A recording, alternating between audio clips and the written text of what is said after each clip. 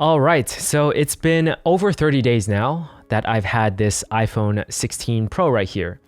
It's the matte black color. I thought it was the best one out of their choices, but honestly, I wish they had a blue one. But I wanted to just do like a quick review of this phone and also talk about like a certain thing that I feel is important when purchasing this phone.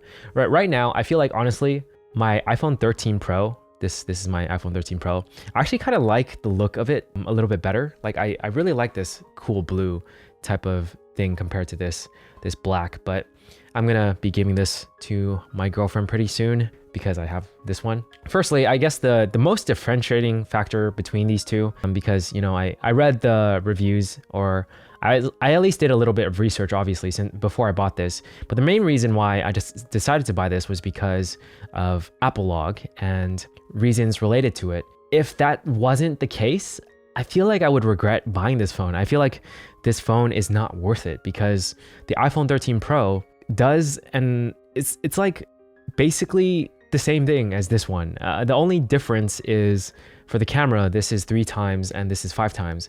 And like I said, without the S-Log 3 and without that Pro feature. But of course, if you're buying a Pro, then you're gonna use those features, right? Not necessarily. I feel like you could buy a Pro phone, and like my mom has a Pro phone, but she does not access the Pro features whatsoever. But honestly, like this iPhone 13 Pro is a really, really solid phone.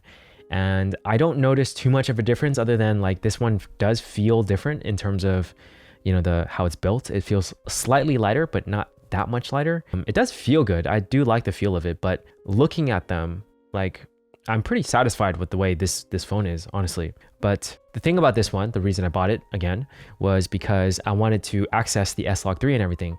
But I realized that I haven't been doing that. I've been using my Sony A7 IV right there, and also my ZV-E1 whenever I want to record things. And the reason why I bought this was because when I was in Japan for 5 months this year, I found myself not wanting to lug around a big camera for like, you know, travel trips and all that stuff, especially like when going on hiking and all that. It was just annoying to have to carry something extra that weighed you down. So that's the reason why I bought this, is because I expect myself to be back in Japan. I actually will be in 2 days from now. So that's when I'm gonna actually get to use the reason why I bought this phone. Otherwise, yeah, definitely not worth it. Otherwise, it's basically the same thing as the iPhone 13 Pro.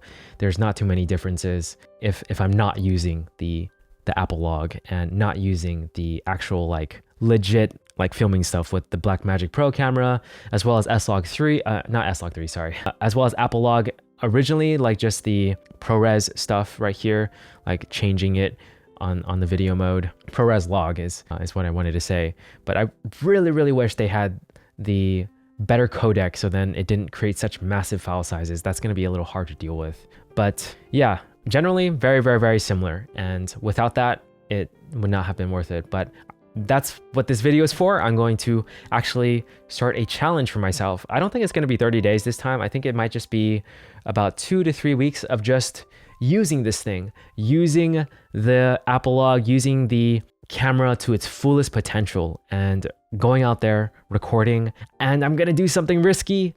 I'm going to not bring my A7 IV or my other Sony camera at all. I'm just going to bring my phone, and I'm going to go to some nice places in Japan. And I'm just like, I really, really hope I do not regret not bringing my more legit cameras, basically the ones with better sensors, the ones with very nice lenses that I have that I can use. Instead, I'm going to bring just this iPhone 16 Pro, and challenge myself to just use it to the best of the ability and make it worth it, basically. I did kind of sell my Sony a6600 and its lens to buy this.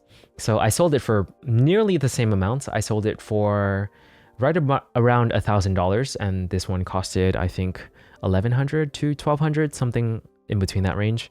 So basically I bought this phone for about $100 to $200 after you subtract the fact that I sold my other camera. So this one should be able to at least act as the a6600, because the lens I had for that camera was a 24mm after you do the conversions for APS-C. So this one has that. So this should be able to act as my third camera if I ever need 3 cameras at once, since I used to do a lot of like recording podcasts and stuff like that with 3 cameras. But I haven't tested it out for that yet. But in general, I just haven't been testing out the camera much. I've been using the regular camera app, and it's so easy to fall into that because it is a phone and you kind of just want the most convenient thing sometimes.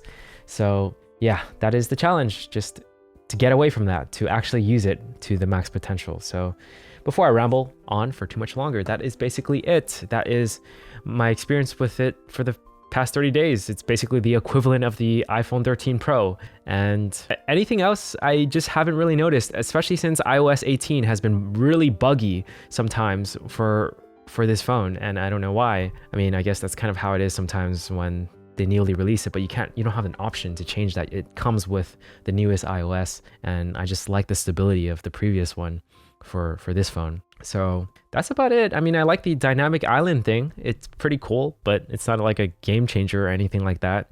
It's just nice. That's about it, I think.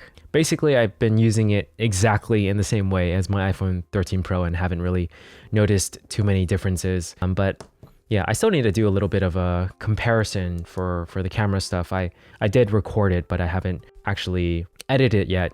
Like I said, we're going to maximize its potential, and that's it. I'm going to stop talking now.